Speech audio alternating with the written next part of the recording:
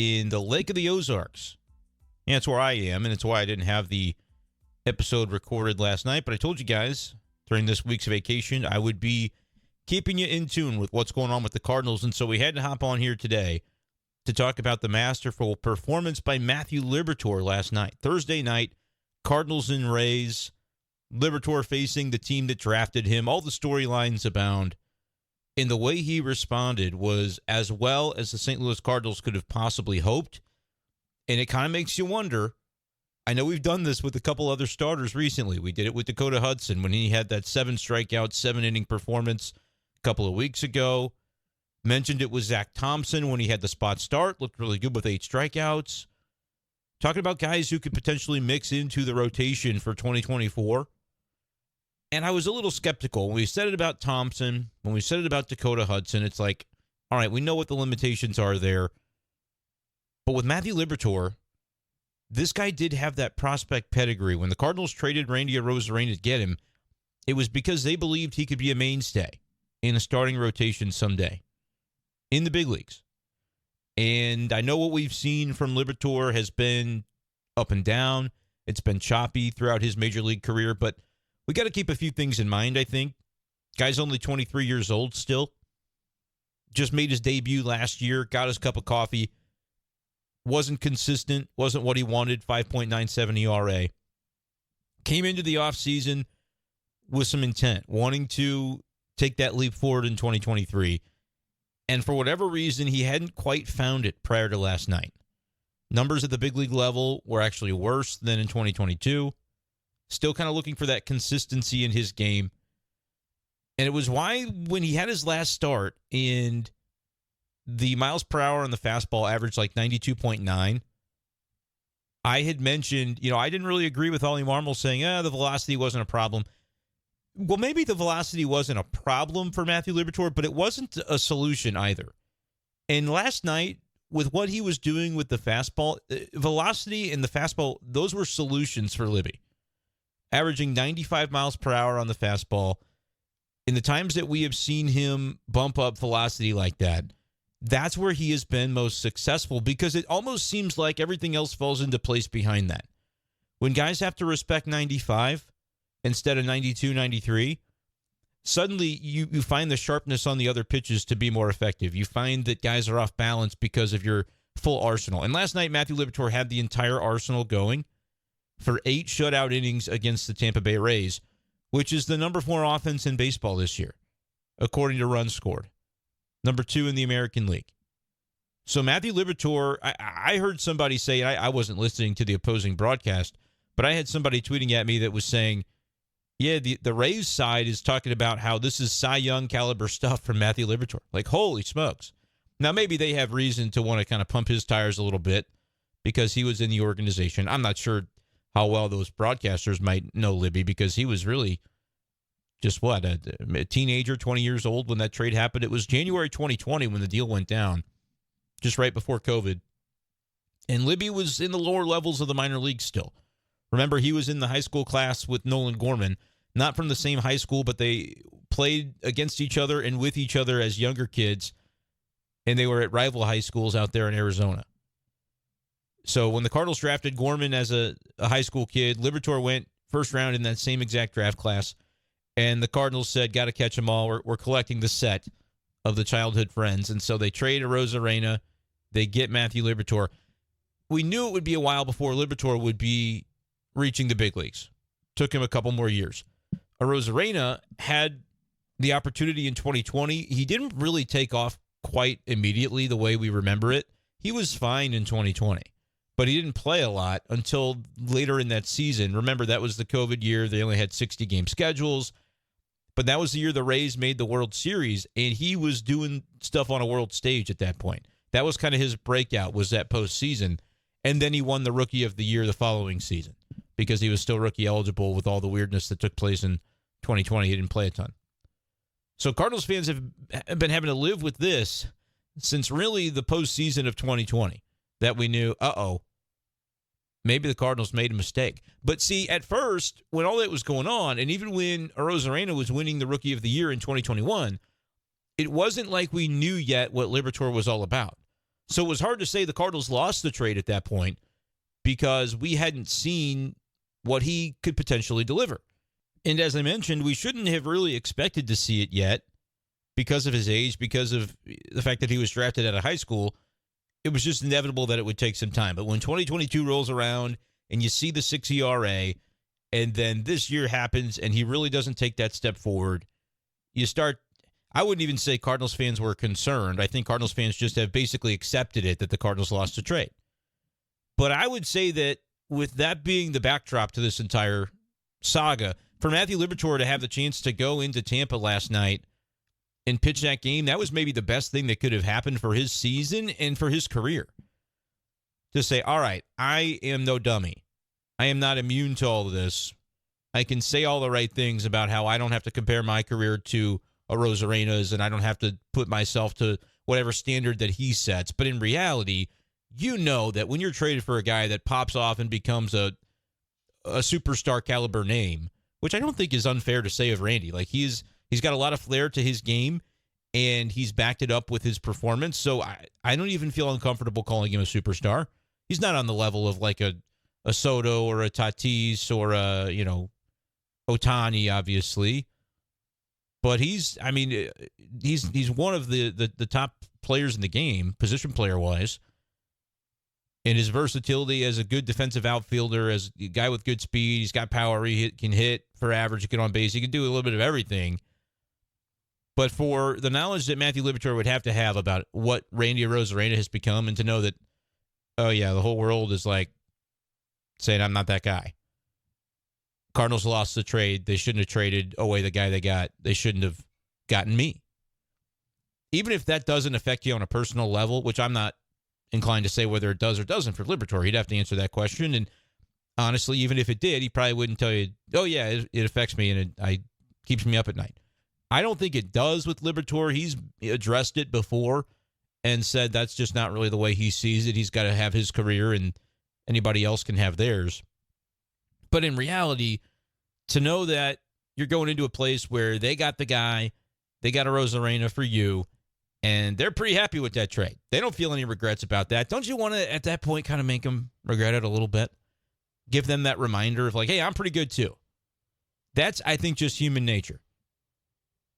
And Liberatore, I think, unlocked it last night with 8 innings, allowing just 2 hits, 7 strikeouts, 101 pitches to get through 8. And that 8th inning was one of his best innings. Just a really quick inning, 10 pitches or so. Maybe it was even less than that. At the end of which I was like, oh, Ollie, let him go out for the 9th. Let him start the 9th. First base runner, okay, you're out of the game, kid. But to think he could have a complete game shutout in Tampa, that would have been so cool. They come back from commercial, and Bally Sports Midwest was very quick to show on the broadcast all the hugs and handshakes that Libby was getting in the dugout, so nobody would continue that thought process longer than the commercial break, because that's when I tweeted out, oh, come on, let him start the 9th. Makes sense that they didn't. Over 100 pitches. There were people saying, hey, after 6 innings, get him out of the game because you want him to have, a positive feeling. I love that they didn't. No, he's a starting pitcher, and he's the type of pitcher that if he's going to have success, it's got to be because he turns himself into that consistent bulldog. That guy who he's going to get to the 100 pitch count. He can get through 7 or 8 innings when he's really sharp like he was last night. Love Ollie Marmol giving him 8 innings in that game. Because, again, pitch count dictated it. His performance dictated it. And was it a little bit of a risk that you have what happened to Dakota Hudson a couple weeks ago when he's pitching really well and then gives up the 3 runs or whatever in the 7th inning after looking so sharp with the no-hit through 5 1/3? Yeah, I mean, that could happen.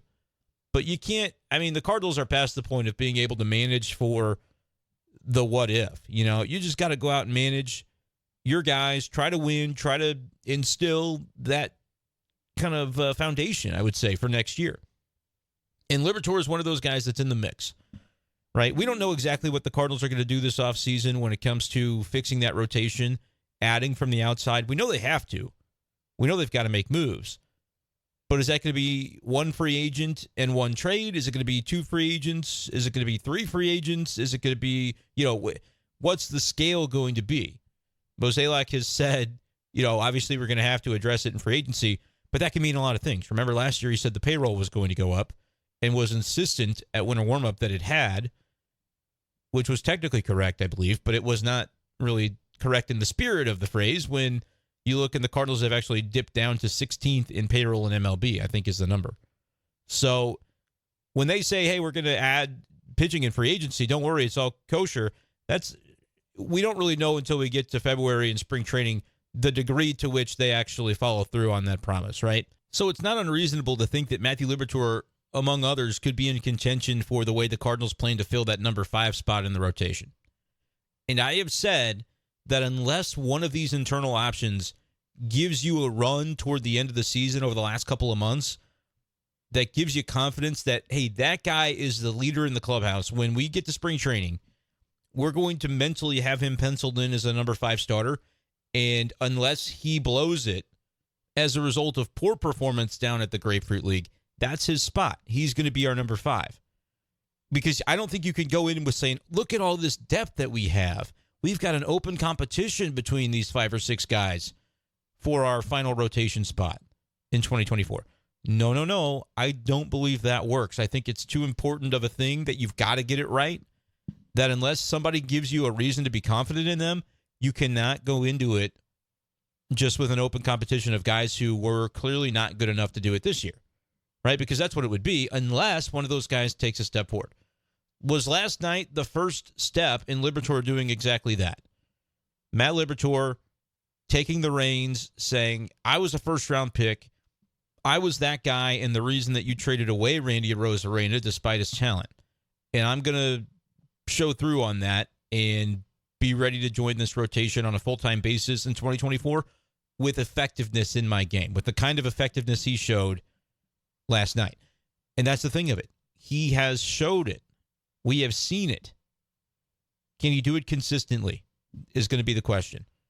Let me know what you think in the comments below right here on YouTube, youtube.com/@bschaeffer12. Click that subscribe button if you enjoyed daily St. Louis Cardinals content. Click like on this video, and yeah, throw your comment down. Do you think what we saw last night from Liberatore is something that he can sustain? Because if the answer to that is yes, it does make John Mozeliak's job a lot easier this winter. But I don't think Cardinals fans are going to be too upset about that, because if we're realistic about it, we can look at John Mozeliak's job, the task before him to gain basically 3 quality pitchers in a rotation and hope that it's enough, and trust Bill DeWitt to spend to the level that it will be required to do that, and trust Mozeliak to pull off a trade without giving up the wrong guy in order to do that. That's a scary proposition. So if you've got one of those spots locked down, I'm not saying make Liberatore your 2 if he looks decent down the stretch. No, you should slot him in mentally as your 5, but what that should do, if he's capable of it, is set it up to where I'll count it in reverse. Liberatore 5, Steven Matz 4, Miles Michaelis 3. That's the way the Cardinals should view it if they are so fortunate to find a guy like Liberatore ready to assume that role. Then you've got to fill your 1 and your 2. It shouldn't let the Cardinals off the hook to say, well, Liberatore is going to be solid, so we really only just need like a back end of the rotation guy and maybe a number 2, and Michaelis can be our 1. No. If you approach it with that mindset, you're going to have the same results that you had this year. Assume that you don't have anything in-house, because in 2023, that's kind of the way it felt for the majority of the season. I know that Michaelis and Matz have both come around, and that maybe you're getting some more out of Liberatore. And, I don't want to rip Dakota Hudson. He went 5 innings and gave up 3 the other night. We talked about that on the last podcast. That wasn't, something to celebrate. Gave up a couple of home runs. That was a very Dakota Hudson-like start. If you track out the ERA, that's like an ERA of 5 or so to go 5 innings and give up 3 runs. It's nothing to celebrate. But, they're at least getting semi-competent performances, but semi-competent is not the bar that you should be looking for. The Cardinals have got to prioritize rotation this offseason, regardless of what we see the rest of the way from Liberatore. But let me know in the comments if you think what we do see from Liberatore is something that could be prescriptive for next season. Because if that ends up being the case, the Cardinals they're going to feel a lot better about the way they approach this offseason. Hopefully it doesn't mean they can skimp out on making the real plays that need to be made for the rotation, but to have a guy like Liberatore with his upside, because it is there, that would be critical. Let's listen, though, courtesy of Bally Sports Midwest, to Andrew Knizner last night, who caught Liberatore. Kiz also had a home run in his own right, He's got his OPS plus up to 103 for the season. I'll talk a little bit about Andrew Knizner, too, before we get out of here, because I think he is critical to this Cardinals team, as I tweeted last night at bschaefer12 on Twitter. But let's listen to Andrew Knizner talking about the masterful performance by Matthew Liberatore. This is courtesy of Bally Sports Midwest. Untouchable tonight. I mean, that was about as good as you can pitch, but that's how he can pitch every night. And, we talked before the game, and I told him, I said, dude, your stuff is elite. Just challenge these hitters. Do whatever you can, challenge these guys, get strike one, go right after him, trust your stuff. And he did that tonight. I mean, he was unhittable and mixing pitches. Can't say enough. That was outstanding. Yeah, it seemed like all his pitches he had command of, and you guys were able to mix it up and make sure they didn't know what was coming. Oh, absolutely. I mean, we pitched the report, but then we got off the report a little bit because he was feeling some different pitches and different counts. And, that was just, like I said, I mean, he had everything working. Fastball, curveball, slider, changeup, sinker, moving it in and out, up, down. I mean, he had those guys totally off balance all night. The velocity was up a little bit, and I know that's something that he's working with the performance group about trying to boost it a little bit. Did you see that? Yeah, no, that fastball had a little extra zip tonight. I don't know, maybe a little extra motivation, playing against his former organization, but when he's throwing the ball hard like that, it makes everything else play up even more. So hopefully going forward the rest of the season, he can keep that velo up and keep mixing his pitches like he did tonight. So there was Cardinals catcher Andrew Knizner with the audio courtesy of Bally Sports Midwest talking about the outing by Liberatore. He said he had a little zip on the fastball last night, a little extra zip, and that played out. Ollie Marmol mentioned, I saw in the postgame, that whereas last time he was 93 miles per hour, this time average fastball velocity was 95, is what they had internally with that. So that seemed to track. I mean, if you were watching the game, it seemed like he was throwing harder, was touching 96 and beyond at times. That's a big difference maker for Matthew Liberatore. But it was so interesting to hear that, it's not to say that Andrew Knizner's little pregame pep talk is what created this kind of bulldog mentality in Libby, but how about that from Andrew Knizner, who said, look, dude, your stuff is elite. Go after these guys. Let's do this thing. And he did. He attacked hitters. He was in the strike zone. And that's what allowed him to be so efficient and get through 8 innings in this outing. 70 strikes on 101 pitches. Really, really quality stuff from Matt Liberatore. And you hear the part where Andrew Knizner says he pitched really great, but he can do this every night. Like, this is what he's capable of. It's great to have a catcher that has that confidence in you. And hear this, everything I'm about to say about Andrew Knizner is not a knock on Wilson Contreras, because I'm not really comparing the two, but I just want to take an opportunity to praise Andrew Knizner for the role that he has had for this Cardinals team in 2023. Because it would have been very easy for Knizner to look at the trajectory of his career, going back to last year when he just couldn't hit a lick and was struggling because of it, goes into the offseason where the Cardinals immediately say, yeah, our biggest concern is the catcher position. We need to add a starting catcher this offseason. And it's like, well, man, you do have Andrew Knizner on the roster. I know Yadi's gone, but it can't be like a competition between the younger guy who's, I get it, he's not young anymore relative to like prospect age. I think his is like 20, 27, 28. I guess I could Google that. Find out for you. 28 years old. Right on the money. Merle Haggard birthday game. It's a very niche reference. Let me know if you understand the reference to the Merle Haggard Memorial Birthday game, because that would be a throwback. Anyhow, Andrew Knizner's 28 years old. Maybe the Cardinals have decided, his development is what it is. He's not ever going to be that guy. So they say, we have to go get a catcher. And they settle on Wilson Contreras, which is a conversation of its own. And, we can have that. We have had that conversation. But when it pertains to Knizner, he has risen the level of his play to a really impressive standard this year. I mentioned the OPS plus of 103, which basically, if you look on Baseball Reference, anything below 100 means you're below league average for your position as a position player offensively. But he's at 103, so he's actually slightly above league average in terms of his offensive production this year. And the home run surge has definitely been a big part of that. He has demonstrated the power in his game that we just really hadn't seen from him in his career. Last year, 4 home runs in 293 plate appearances. Prior to 2022, he had 3 career home runs and another 250 or so plate appearances. So you're talking, man, this is something I got to tweet out. I'm sure somebody's already done it. 7 home runs for Knizner in his major league career before this year, which spanned over 550 plate appearances, according to my quick math. In this year, he's got 9 homers in 150 plate appearances. That is impressive. So he is demonstrating that power. He's got a 483 slug. I know he's had a home run here and there against a position player pitching and, taking advantage of some blowout situations, but I don't think you can chalk the entire stat line up to just that. 255 average and a 483 slug for a 758 OPS. He should draw more walks. He'd actually been a little better at drawing walks in past years, but only 4 walks this year. I guess he's just letting it eat, right? He's raking, so it's working, but his on base is actually down from last year to 275. It had been 301. Has never been a huge on base guy.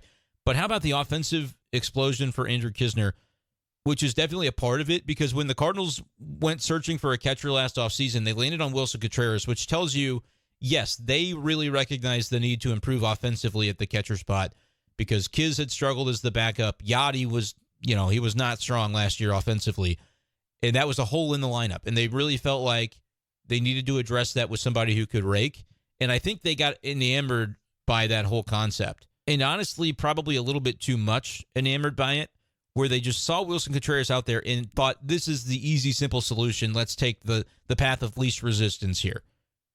He's a veteran catcher, so he can fill the role of Yachty, and he's a very robust hitter, so he can actually upgrade our team in that way.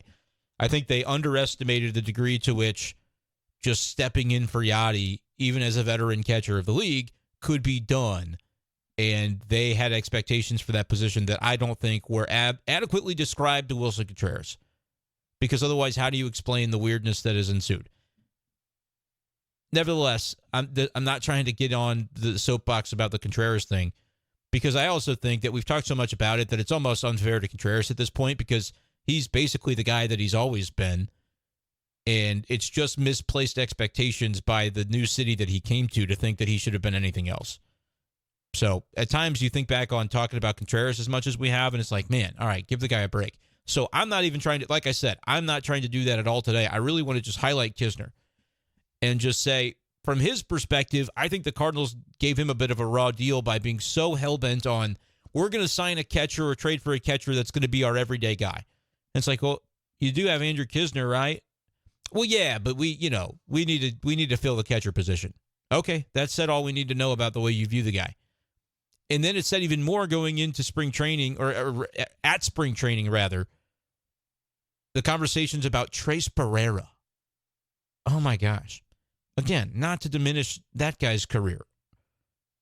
But the fact that they were hinting, well, we don't know, it's a battle for the backup catcher spot. Give me a break. Andrew Knizner has gone so underappreciated, not by just the Cardinals fan base, but the Cardinals organization. To have those conversations, and it was just kind of like some inklings. It may have been to kind of light a fire under Kiz. That was never anything that had real legs to it. That Knizner was going to be sent to AAA or DFA'd to make sure Trace Barrera could be on the roster. And the way they used Barrera when he was here was they didn't. He was a cheerleader on the bench, and so it wasn't like that. Just was never plausible. So it frustrated me at the time, because Knizner was already fighting the uphill PR battle because Cardinals fans, for whatever reason, hated him. I know the reason. He didn't hit well last year, and it's a very easy thing to look at a guy's batting line and go, oh, this guy stinks. I'm telling you, Andrew Knizner is more important to this Cardinals team than you realize, and I think people are starting to come around to that fact. Like, when you do have to replace Yadier Molina, and you've got the conduit, you've got the guy that was around and taught by Yachty, however, whatever their relationship was, isn't important. Andrew Knizner is a sponge. He can soak up what Yadier Molina does and the way he went about his business and use that to his benefit. And then when you have this season going off the rails the way that it did early, who did the pitchers want to throw to? They wanted to throw to Andrew Knizner. Now, again, do we agree with Wilson being thrown under the bus the way that it felt like he was by the team, and whether that was the pitchers, Jack Flaherty, right? We talked a lot about this. No, we don't agree with all that. But what we can say is that Knizner was kind of the glue holding things together and still can be that. There is no chance in the world that Andrew Knizner wouldn't be on my version of the 2024 Cardinals. That's just, I want to get out in front of that. I get Ivan Herrera. I get the skill set. I get the upside. He's got promise. You figure out a way, because I don't think you're a better team by moving on from Andrew Knizner. People are going to disagree with this. I'm going to get people in the comments that say, "What, dude, why are you stumping for Andrew Knizner of all people?" First of all, go look at the numbers. Go look at what he's done this year offensively. He's on like a 35-homer pace if you give him 600 plate appearances. I mean, that's the number. Andrew Knizner has taken a real step forward, and it's not that he's like such a young guy that you think you're going to get a whole lot more from him in addition to this, but this is good enough. 750 OPS with some real pop and handle the pitching staff the way he does. I'm not saying you got to make him the starter and kick Contreras to the curb. They do have to figure out what they want to do with the three catchers they have, because it would stand to reason that you can't just leave Herrera in AAA forever. And so is there a world in which Contreras just sort of does become a DH and they try to play him in the corner outfield? I know it sounds crazy because it kind of is, but I could envision a world where maybe he fills in as a catcher. He also could play some corner outfield because let's say they trade Tyler O'Neill. They're not sold on his durability. They trade Dylan Carlson because they're not sold on him against right-handed pitching. Suddenly your outfield situation is not as crowded as it was. Now, to think that you would have like a Wilson Contreras and Jordan Walker in the same corner outfield would be nightmarish, but I'm not discounting any possibility because I don't think you can trade Contreras without eating a lot of the money. I don't know if the Cardinals are going to be willing to do that. And I also don't know if you should necessarily be desperate to unload Contreras at the cost of all the money it would cost you for no benefit in return, because he is the hitter that he claimed to be, right? That his numbers showed him to be before 2023. He's been that guy. One of the best OPSs in baseball since July 1st. So there is value to that player. You might just have to rethink the way that looks. And that, I'm lucky that I don't work in the Cardinals front office, because that is going to be a very difficult situation to navigate, and there may be no right answer to it. It may be just keeping him and having him be your catcher, because, again, he's basically been what you thought he would be, or what you should have thought he would be. So that's the way you should go about it. But the Andrew Knizner of it all, I am serious that I think that should be a factor. I don't think the Cardinals are better if they just go, oh, well, we've got Contreras signed and we've got Herrera that's going to maybe even be a better version of Knizner because he could be a better hitter. I wouldn't, that's just me, I wouldn't be so quick. Knizner would be on my roster next year. So let me know what you think about that aspect of things. Comment below on YouTube. Make sure you hit the subscribe button on this channel. Like I said, we're out at the Lake of the Ozarks this weekend, but we're still going to be doing Cardinals content because that's what we do here on the channel. So if you want Cardinals content, even when the host is on vacation, this is the place to subscribe and get involved in the community here with your comments. Love seeing the comment section be robust and people kind of conversing about the Cardinals together. It's good stuff. So hit that subscribe button, hit like on this video, but let me know what you think about the Knizner stuff. I think it's interesting. I think it may not be the opinion that everybody shares, but I'm pretty convicted in the way I view Andrew Knizner and his importance, certainly to the St. Louis Cardinals. I referenced the tweet that I sent last night. I retweeted that video. Valley Sports Midwest tweeted out the audio there of Andrew Knizner talking, and I said, Andrew Knizner is vital to the St. Louis Cardinals. You cannot convince me otherwise.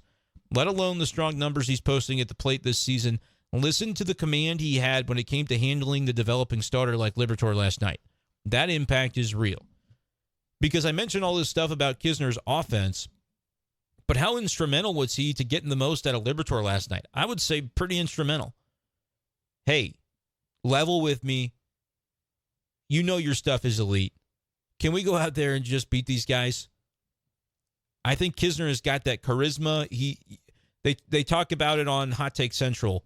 Kiz is on there every week with Jim the Cat Hayes and Charlie Marlowe and Cam Jansen, and they've called him the captain, right? They're calling him the captain of the Cardinals because the backstory to that is, well, Willie McGee said, "You're my captain," but he got the C on his T-shirt and the whole thing. You've probably seen it on Twitter by now, but like this is the kind of stuff that Willie McGee is talking about when he says, "You're my captain."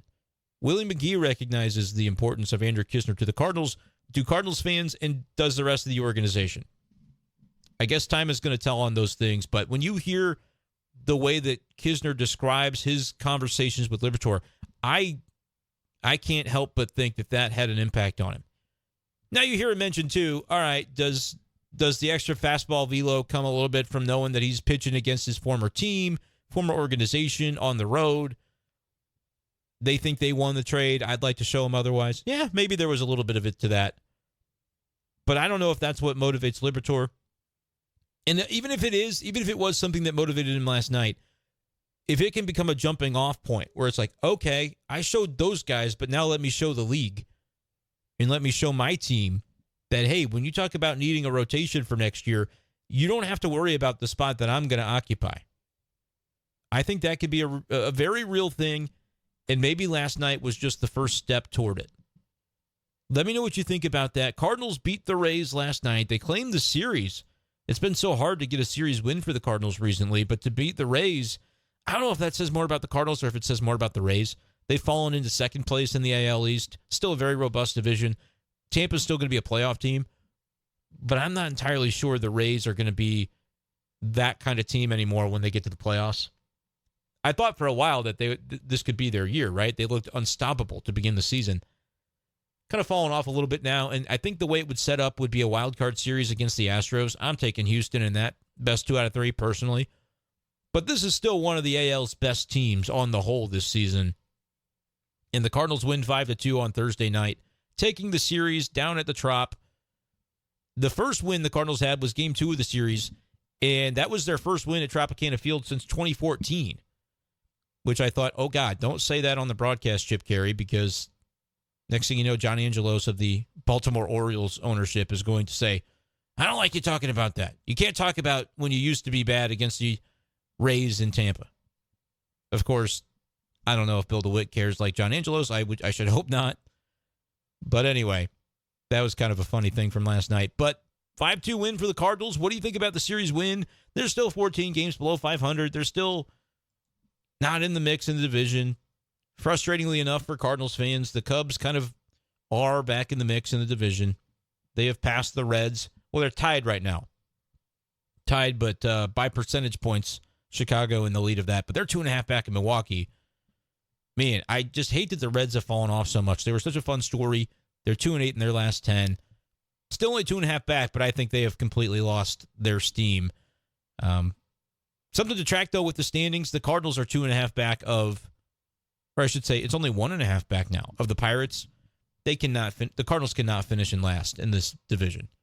The way we talked all year about how bad this division was, which probably wasn't as accurate, we can say now. The Brewers are 8 games above 500. The Cubs and Reds are both 3 games above 500. If you got more than half your division above 500, it's not as bad of a division as we thought. The AL Central is certainly worse. But for the Cardinals to be in last place of that division still, that's not a great look. Not a great look. So I know the draft pick and the draft lottery and all that stuff matters, but you don't want to finish in last for the first time in like a million years in the NL Central. Not in this season. But we'll see if the Cardinals are able to end up bridging that gap, see how far they can go. But hey, it's a series win against Tampa. How do you feel about the team as a result? Let me know in the YouTube comment section below. Make sure to subscribe to Be Safe Daily as well on Spotify and Apple Podcasts. But Matthew Liberatore, he's the talk of the town after Thursday night. Your impressions of that start, throw them in the comments as we will continue to watch very closely the rest of the way what kind of pitcher Matthew Liberatore could be and if that can be prescriptive for a potential legitimate mainstay role in the rotation for 2024. That's going to do it, though, for this edition of the show. Appreciate you guys for joining me as always, and we will talk to you next time on Be Safe Daily. Peace.